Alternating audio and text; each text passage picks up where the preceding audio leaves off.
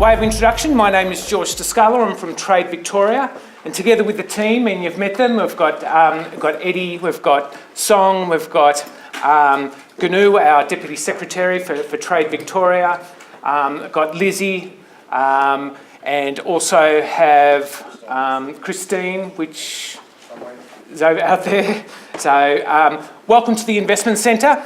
This is a facility that we use for our international guests, and it's a lovely morning for it, so all welcome. The Victorian e-commerce network is a group of companies that we have been working with over a number of years now, and up until now we've been working very closely with Market Engine, with Roy, with Amy, and now with James. And we're very happy how the network has developed over the years. We're also happy to announce that there's a new partner that we're working with, which is AsiaLink. We're very happy to be partnering with AsiaLink in promoting particularly the Asia component of the e-commerce activities that the Victorian Government is promoting and supporting Victorian companies with. Victorian Government has offices in 22 locations around the world. Those locations are set up to support Victorian companies like yourselves. In China alone, we have 5 offices, and in those offices are business development managers there to support you in working and developing your markets in these international locations. So if you're not aware of these offices, please touch base with one of our staff here today to find out more about them and how you can engage with them further. I'd now like to introduce you to James from Market Engine. He's now taken over Roy as head of CEO, so congratulations, James. And I'd also like to acknowledge the support, of course, of Brittany from Amazon.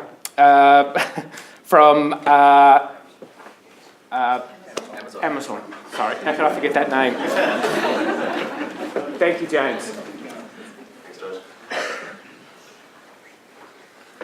Good morning, ladies and gentlemen. Today I'm going to introduce Brittany from Amazon, but before I do, I just want to say thank you to George, Eddie and Song for your continued support, as well as AsiaLink Business now. We decided to start the Victorian e-commerce network about 18 months ago, and we see it as a great opportunity for Victorians to learn from experts, such as Brittany today, who have great experience and can share a lot of knowledge. Along with that, also, it's a great opportunity to network. So I encourage everyone to stick around today, say good day to everyone, share some business cards, and let's all learn from each other. But for now, I'd like to introduce Brittany from Amazon. So Brittany started her career at Amazon I'm not sure, how long ago was it? 2014, and moved across here in 2017 to help with the launch of Amazon Australia. So today, Brittany's going to share with you some opportunities for Australian businesses, both in Australia, but also abroad through the Amazon network. Thanks, Brittany. Good morning, everyone, and thanks for joining us. I know it's a bit early. This is definitely my earliest networking and presentation that I've done, and I'm happy to see that everyone looks so awake, so I'll try to keep you alert this morning. As mentioned, I'll be sharing with you some key considerations for getting started with Amazon, not only in Australia, but abroad. To start that off, I'll share with you just some key stats on our business globally. Amazon currently operates 13 marketplaces worldwide, but as some of you, from your own experience, may be aware, our customers are not necessarily only based in those 13 countries where we operate marketplaces. We have currently over 300 million active customer accounts located across 185 countries worldwide. In supporting these marketplaces and customers, we have over 17 million square meters of fulfillment space. As a global seller, you can use this fulfillment network to take advantage of being able to reach customers throughout these 185 countries, whether you're physically located there or operating virtually. A little bit of an update on Amazon in Australia. As some of you may be aware, we launched in Australia in 2017. We launched with over 20 million products and just celebrated our 1-year anniversary and announced that we have since grown that selection to over 100 million products. We're really excited about the work that we've done in the last year, but it is still very much early days. We are putting the building blocks in place for long-term success here. This is very much a long-term play for us. We're very excited to be launching our marketplace in Australia and working with a lot of Australian businesses like yourselves, and we're very excited to continue that in 2019. So selling on Amazon, to take a step back, to really simplify the Selling on Amazon program, it allows businesses to reach those loyal customers on Amazon. Products are sold in two different ways through the Amazon website. One is through our retail business. Like a traditional retailer, we do source products and sell direct to consumer. And the other way is through third-party sellers. So using, again, that marketplace model to reach Amazon customers. In the Selling on Amazon model, you as a seller would determine what you're listing. You choose how many quantities you're listing, what price you're selling at, where you're willing to offer shipping to, and at what cost to the customer.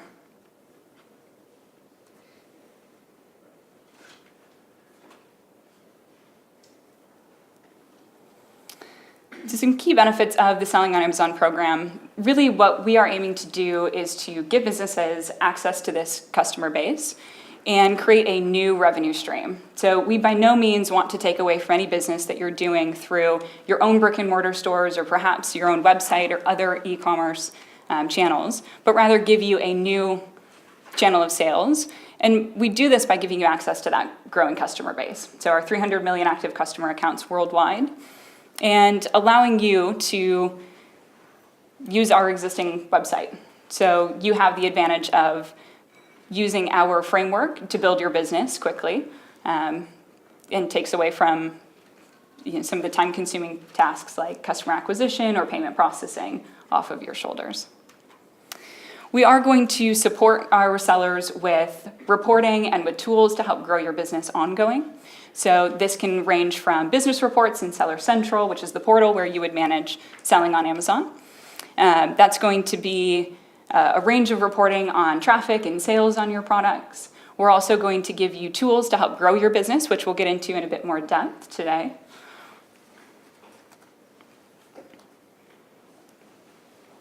How it works is it's pretty straightforward. Whether you're registering to sell on Amazon in Australia or abroad, you're going to register a Selling on Amazon account, and again, that's through our Seller Central portal, which takes about 5 to 10 minutes. You essentially provide a little bit of information on the business and choose that display name that you would like to sell under. So on the website, when your products are coming up in search and browse results, customers are seeing that it's sold by and that display name that you're choosing. Once you've registered that account, you have access to Seller Central and you can begin publishing your products. Now, how you go about publishing your products varies by business depending on how large or how small your catalog, but we do have a variety of ways you can go about creating that catalog, whether one by one or through automation through API. Once you have published your products, again, they're coming up in search and browse results on the site just like anything else, so right alongside Amazon retail products. And of course, customers are finding and buying your products on Amazon. We would handle the payment processing for you and send you the order details if you are self-fulfilling. You ship the product to the customer and we transfer payment. So pretty straightforward. Our fee structure, also very straightforward worldwide. It is made up of two parts. The first is going to be a monthly membership fee, which in Australia is $49.95.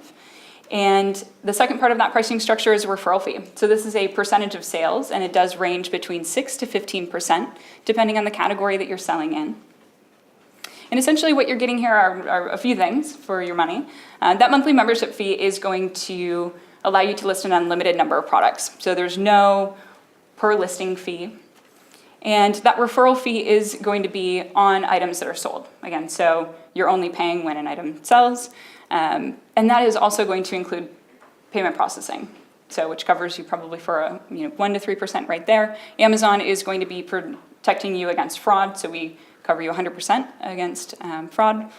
And probably the bigger thing, what you're really getting for your money there, is Amazon's cost in maintaining a marketplace and driving customers to Amazon in the first place. So you're really just trading the normal upfront overhead of operating maybe your own brick and mortar store, your other online channels, for a referral fee model instead.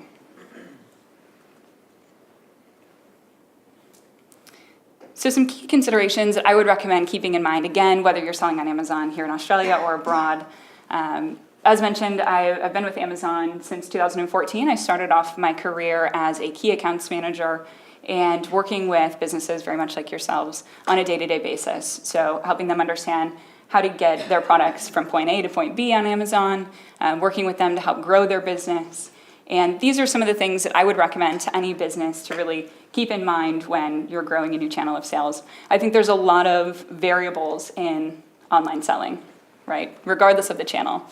But these are things that you can really keep in mind or in your control.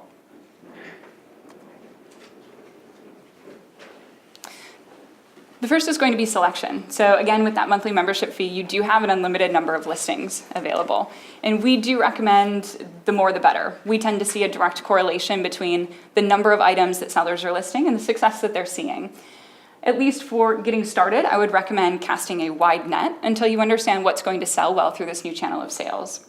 Before you do have that data to back up decisions, it's hard to make assumptions. If you do need to start somewhere, I would recommend probably looking at other channels and similar locales for a starting point, but otherwise would recommend casting a wide net to see what is going to sell well. And once you have data on sales and traffic to your items, you can really use that information to make informed decisions about sourcing products appropriately for this new channel. I would say this is probably the biggest mistake that I see sellers starting off with, like a test batch of products, thinking that, I may have a catalog of 1,000, I don't want to take the time, to create that catalog from the beginning, so I'm going to start with maybe 50 products, see how it goes. But the thing about that is that it's not a true test of your potential through a new channel of sales. And again, this is regardless of what channel you're starting, really to understand the potential and understand what is going to work well in that new channel and with those new customers, I would recommend casting a wide net. In 2017, actually for the first time, Jeff Bezos shared in an annual shareholder letter that our third-party units made up over 50% of our sales worldwide. So I think that this really goes to show the opportunity that is available for businesses selling on Amazon.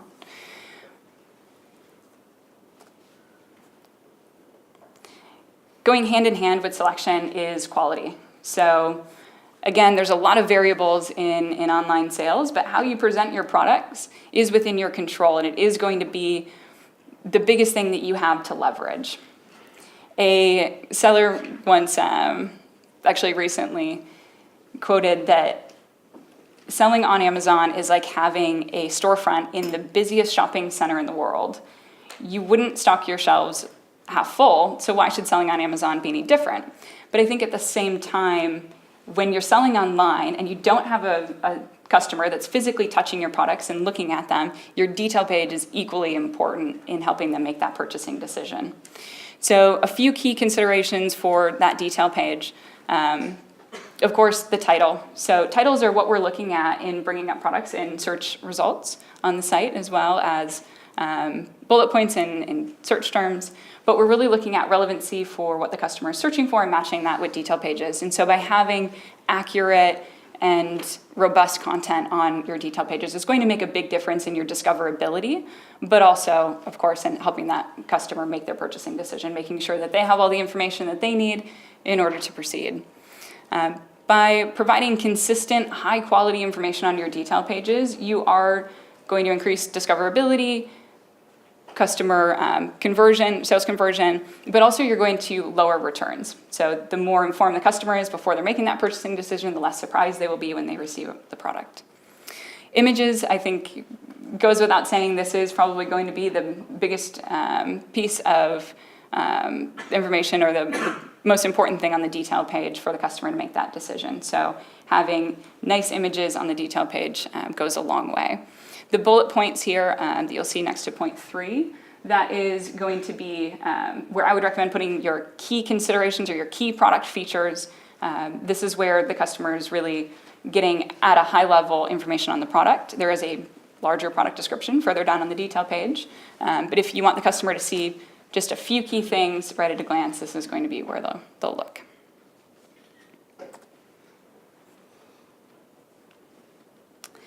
Now, motivation can be difficult to quantify. but I can tell you that this has been a key or a common denominator with every successful business that I've worked with.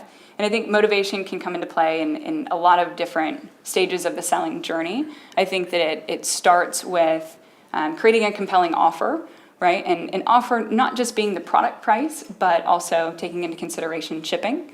And then also that customer experience, right? Which doesn't stop at that detail page and creating a high quality detail page and giving the customer a good experience there, but also through the delivery experience that you're providing that customer. So creating short but accurate handling times are going to be a great way for gaining and retaining customers.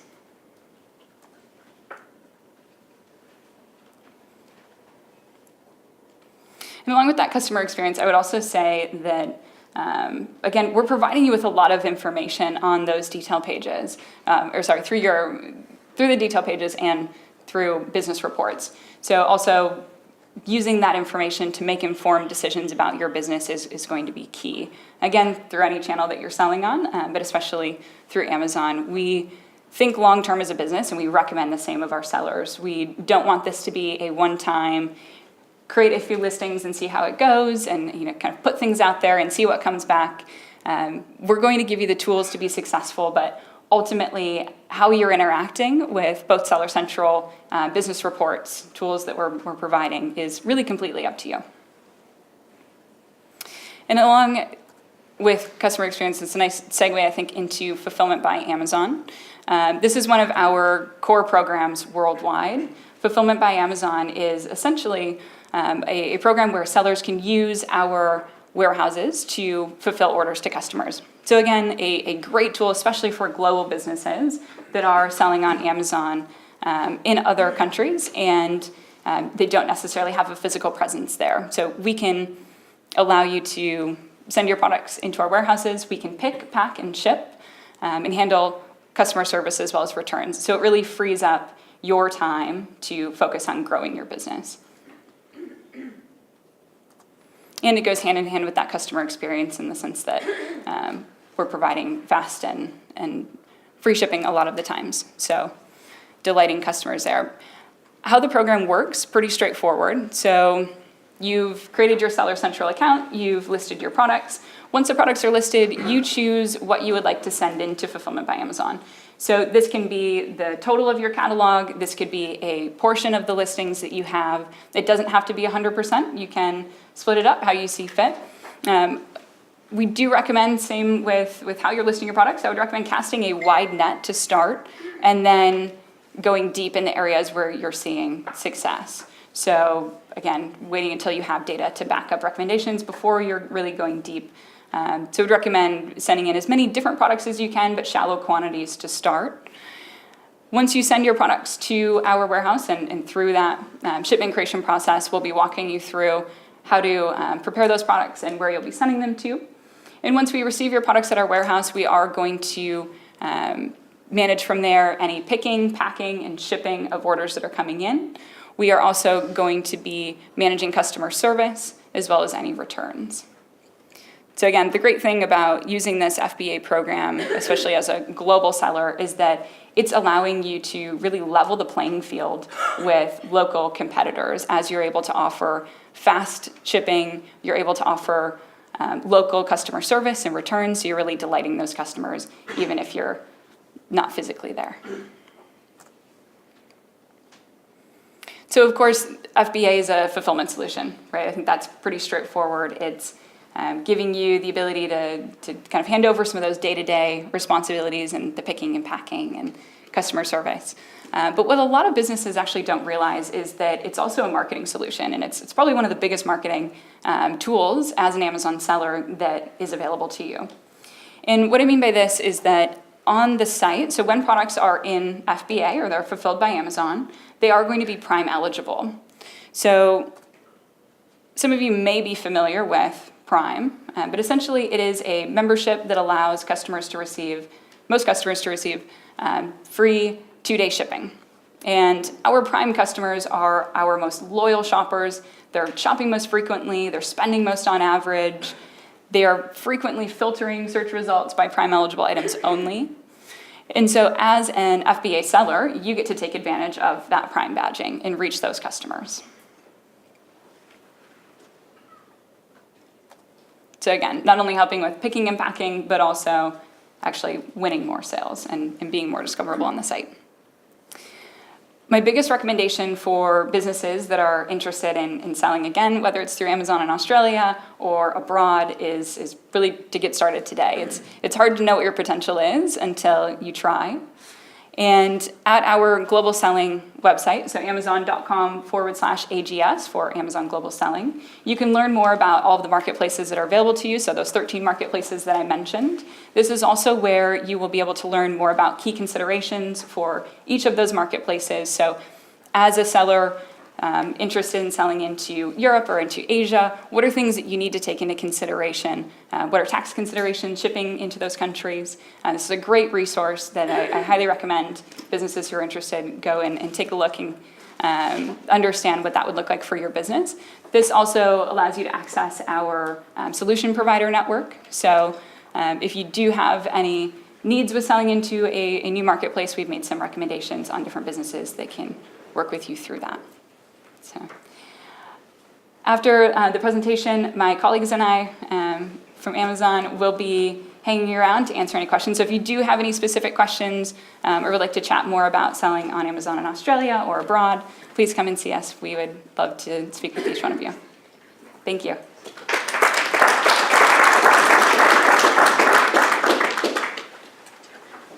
Good morning, everyone. My name's Michelle Borsey. I'm the State Manager for Victoria at AsiaLink Business. For those of you who don't know about us, we're an organisation that has a mandate from the Commonwealth Government to support the Australian workforce with becoming Asia capable. So I have a number of my colleagues here today if you're interested in speaking with us. This morning it's my absolute pleasure to just close this event today and to thank Brittany for her talk this morning. I think we've just opened the very tip of the iceberg in terms of understanding all the possibilities through Amazon, Brittany. And just to let you know, we are already in conversation with Brittany about offering more versions of the talk like this to get down to even further depth in that. So thank you for coming to Melbourne today, Brittany. I'd like to thank George and Gonal.